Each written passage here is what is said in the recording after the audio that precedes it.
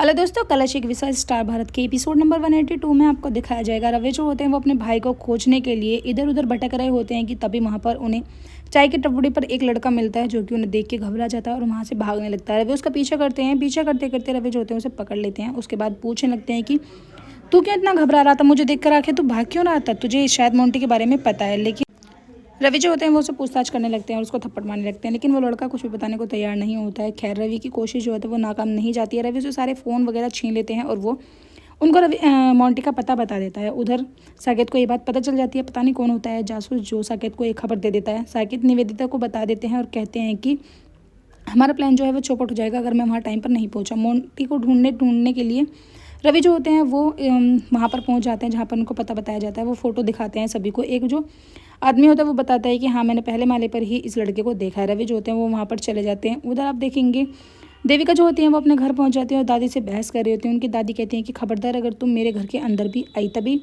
देविका जो होती है वो कहती हैं कि तुम्हें नहीं पता अंदर रूम के अंदर जो है मेरी माँ अकेली रो रही है, मेरी बहन परेशानी में है। और मेरी माँ ने मुझे हमेशा सिखाया, यानी मेरी चाची ने, कि ससुराल में सिर्फ अपने पति का साथ देना चाहिए अगर वो सही है तो।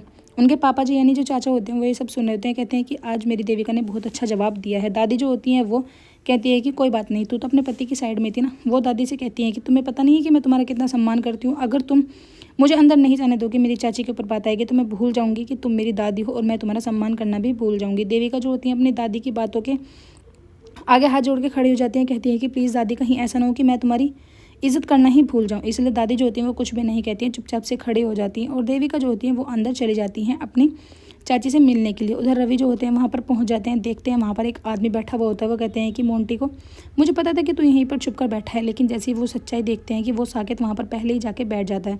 साकेत बुरा भला कहने लगता है, रवि को गुस्सा दिलाते हैं। कहते हैं कि अरे मेरी शादी करा दो ना तुम साक्षी से। रवि को बहुत तेज़ से गुस्सा आ जाता है और रवि जो होते हैं उस पर हाथ छोड़ देते हैं। भरे बाजार में बहुत बुरी तरीके से साकेत को पीटने लगते हैं। साकेत जो होते हैं वो कहते हैं कि कोई बात नहीं, तुम मुझे मारो रवि जितना मारना है, आज मैं तुम पर हाथ नहीं उठाऊंगा, क्योंकि देखना अब तुम अपनी नज़रों में खुद से ही गिर जाओगे, क्योंकि मोंटी तो तुम्हें मिलेगा नहीं। इतना कहने के बाद रवि जो होते हैं उनको बजाने लगते हैं। उधर आप देखेंगे जो चाची होती है वो अपनी साक्षी यानी अपनी बेटी से बात कर रही होती है। कहती है कि बेटा तू मेरे साथ बिल्कुल फ्रैंक है, मुझे अपने मन की सारी बात बता, आखिर मुझे सच्चाई तो बता कि सच्चाई क्या है। ये सब देविका और पल्लवी जो होते हैं वो देख रही होती हैं। देविका टूट जाती हैं, फिर से बाहर चली जाती हैं और जाके इमोशनल होकर रोने लगती हैं। कहती हैं कि मुझसे ये हालत चाची की जो है देखी नहीं जाएगी। पल्लवी कहती हैं कि दीदी तुम्हें खुद को भी संभालना है और तुम्हें मम्मी को भी संभालना होगा। फिर तुरंत देविका के वो वाली बात याद आ जाती है कि कैसे लेटर में लिखकर रवि ने उनको मोटिवेट किया था कि मुझे पता है मेरी जो देविका है वो हार नहीं मानेगी और उसको पूरे परिवार को संभालना होगा।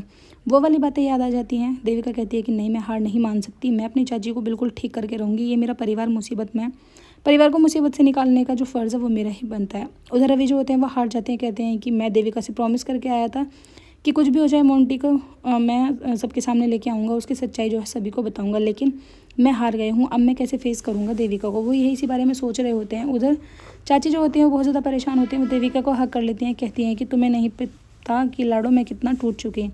देविका उनको संभालती है। कहती है कि चाची कोई बात नहीं, मुझे अपने रवि पर पूरा विश्वास है। देखना वो दूध का दूध और पानी का पानी कर कर ही रहेंगे, वो मोंटी को ज़रूर लेके आएंगे। आखिर पता तो चले कि ये जो शादी है मोंटी आखिर भागा क्यों है। जो देविका होती है उसको पूरा विश्वास होता है अपने रवि पर। वो सिर्फ रवि के ख्यालों में खो रही होती है। लेकिन एपिसोड की एंडिंग कैसी होगी आने वाले एपिसोड्स में आपको दिखाया जाएगा। जो मोंटी होता है वो खुद से अपने फ़ोन से मैसेज करता है। साकेत जो होते हैं वो मोंटी के फ़ोन से मैसेज कर देते हैं कि भाभी तुम्हें नहीं पता कि मुझे जो है भैया ने ही शादी से भगाया था, क्योंकि भैया बिल्कुल भी नहीं चाहते थे कि ये शादी हो। क्योंकि भैया वीडियो अच्छा लगा लाइक करें, चैनल को